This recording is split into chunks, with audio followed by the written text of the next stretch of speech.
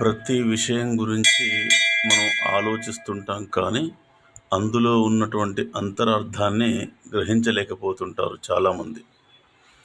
ఎప్పుడు ధరలు పెరుగుతున్నాయి, ధరలు ఎందుకు పెరుగుతున్నాయి అని మాత్రం ఎవరూ ఆలోచించడం లేదు.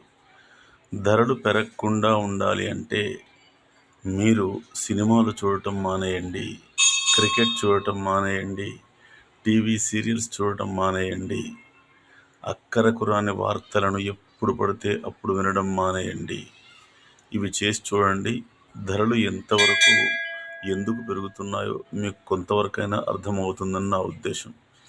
ఈ మాట నేను ఎందుకంటున్నానంటే, వృధాగా కాలక్షేపం చేస్తూ మన పనిని పక్కన పెట్టుకొని ఎవరో మనకు ఉపయోగపడినటువంటి వార్తలు వినిపిస్తుంటే అవి వింటున్నాం. దానివల్ల కూడా ధరలు పెరుగుతాయని చెప్పి నా ఉద్దేశం. ఆ వార్తలు తెలుసుకొని ఏం చేస్తాం చెప్పండి?